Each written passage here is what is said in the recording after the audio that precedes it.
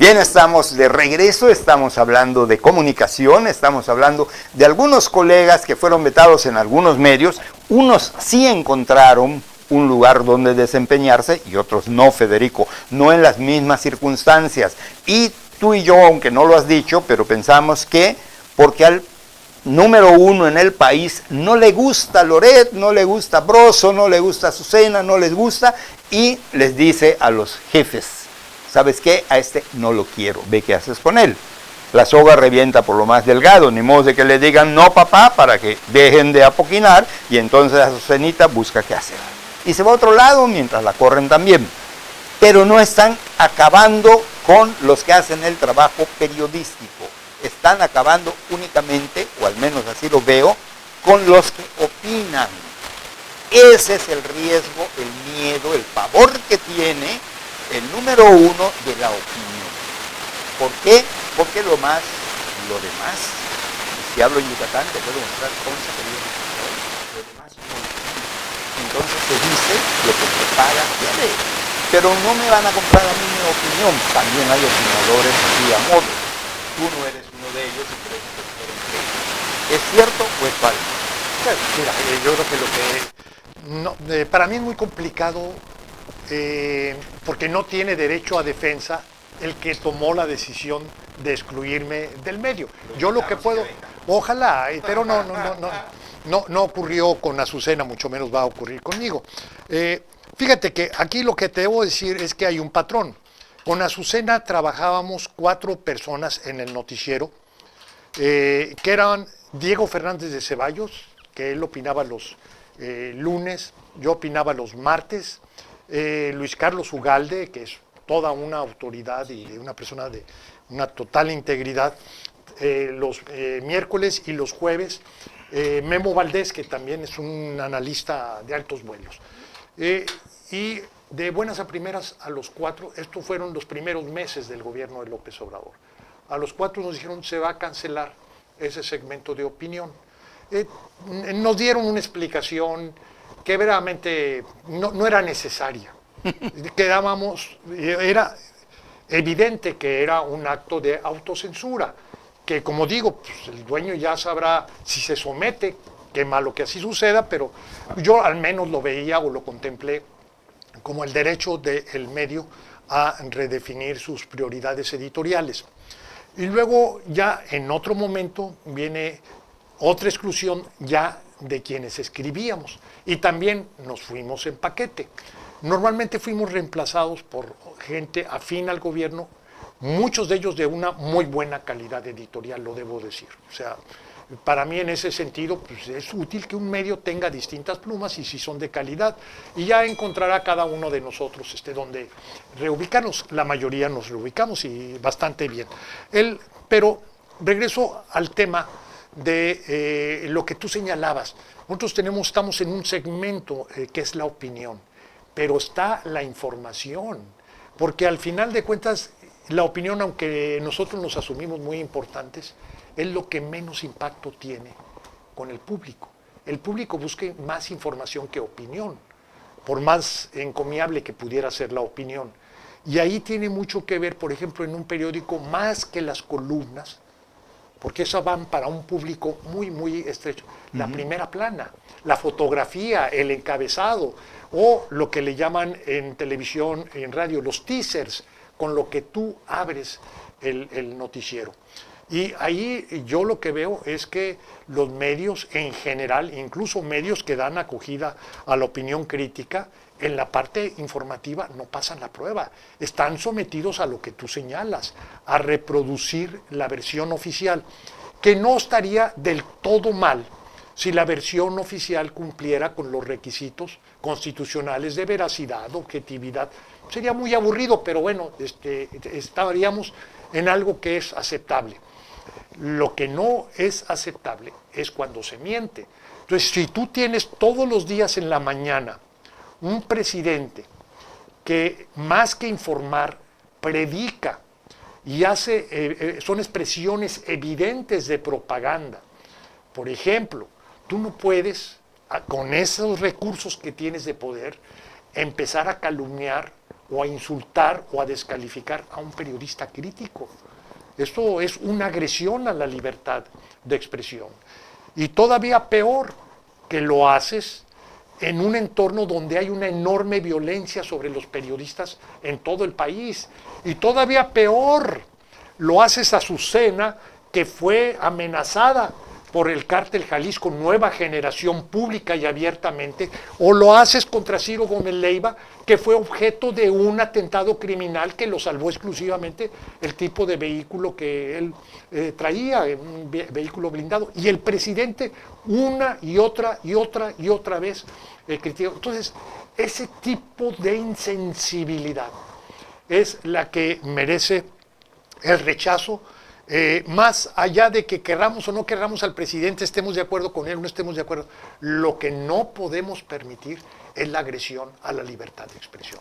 Hago un paréntesis, fíjate que pues yo crecí, me hice y viví en una casa editorial que era conocida, y no de a gratis, era conocida como la oposición. En Yucatán no había más oposición, no había oposición política de ningún tipo. El periódico era la oposición, era el muro de contención del gobierno.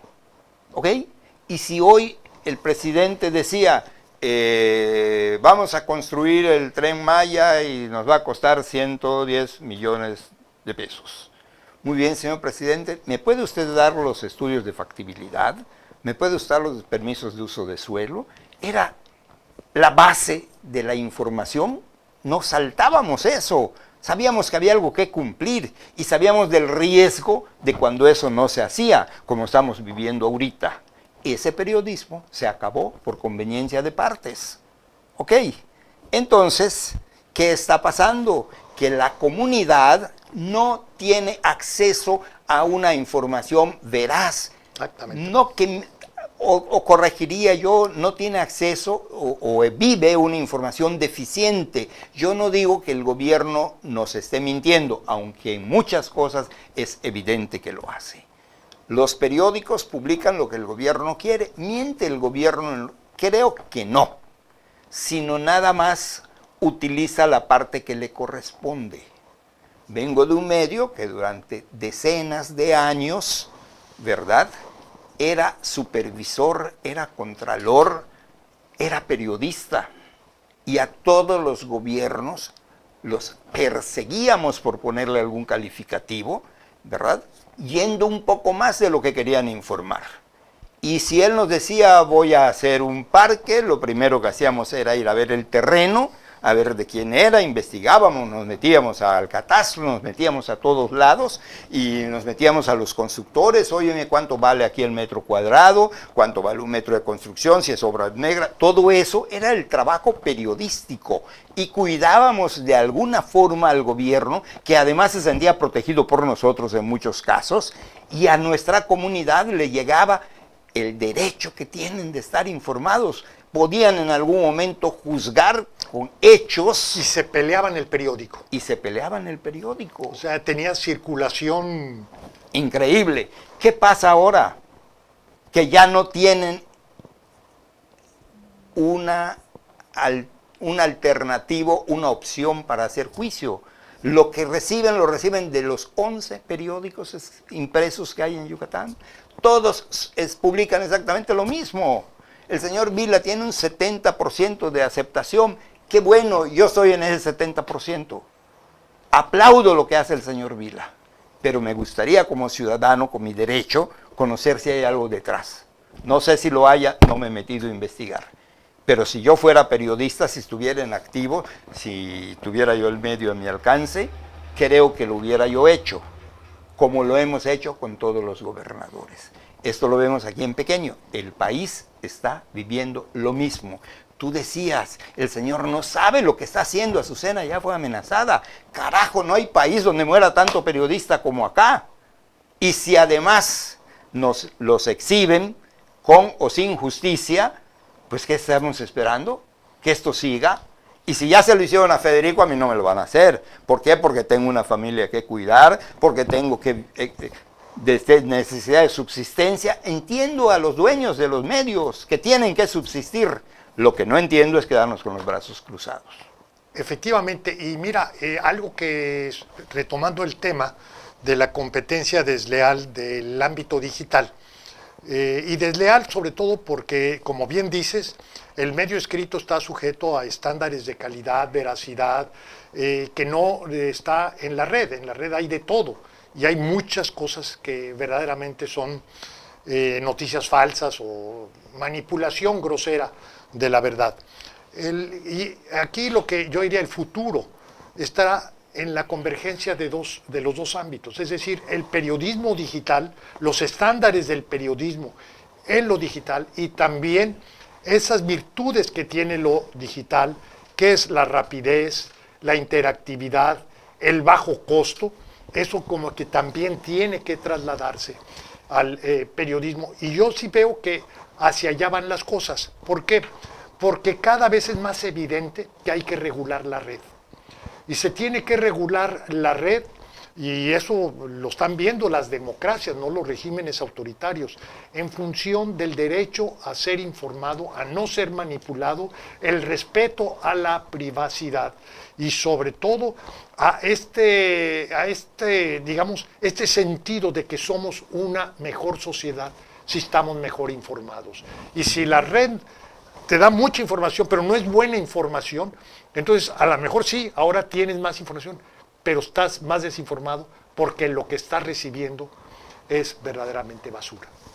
Total y absolutamente, es un medio peligroso que debe ser regulado, ¿sí? Internet, el uso de Internet debe ser regulado, sobre todo cuando hablamos de redes o de medios de comunicación. ¿Por qué desaparecen los medios de comunicación? Vamos a hablar de lo que yo conozco, de lo que yo he vivido, ¿sí?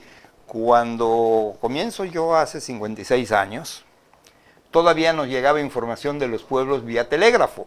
Nos llegaba un cachito y nosotros ampliábamos la nota, ¿sí? La información local era barata, se pagaba en pesos y en pocos pesos. La información nacional e internacional era cara y nos llegaba a través de las agencias de noticias y se pagaba en dólares. Vía Telex. Exactamente. Entonces, ¿qué pasa? Que éramos ricos en información local. Va cambiando conforme avanza el tiempo, conforme avanza la tecnología, va cambiando. Ahora lo que es barato es la información nacional e internacional porque la tenemos en nuestros teléfonos. Pero la información local hay que salir a buscarla. El medio donde yo trabajé tenía 18 reporteros, solo tiene 4. Parece incongruencia, pero no. En todo el mundo, lo primero que desaparece de los medios es la información local, porque esa es la que cuesta, cuando debería ser la que produzca. ¿Ok? Ante esa avalancha, los medios, yo creo e insisto en que cometieron un error. Tal vez si yo estuviera de director o de administrador cometería 2. Pero por captar el anuncio de 2 pesos de las redes, agarran su periódico y lo suben a redes.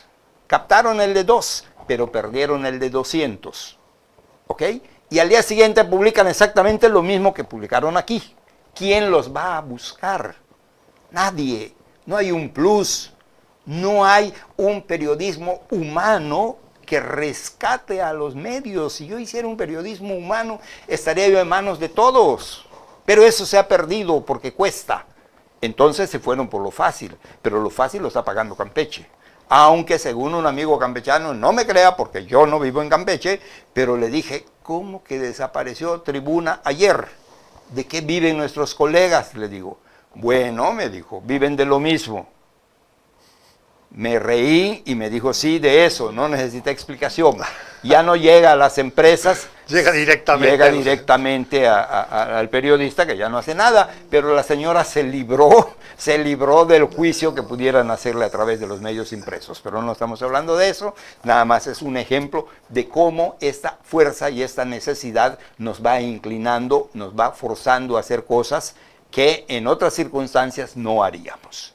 Y volviendo a los críticos, a Ciro, a Federico, a todos aquellos que han sufrido la falta de, no lo puedo decir al aire porque no diría la falta de madre, pero no se puede decir al aire, de quien da las órdenes en el país, ¿verdad?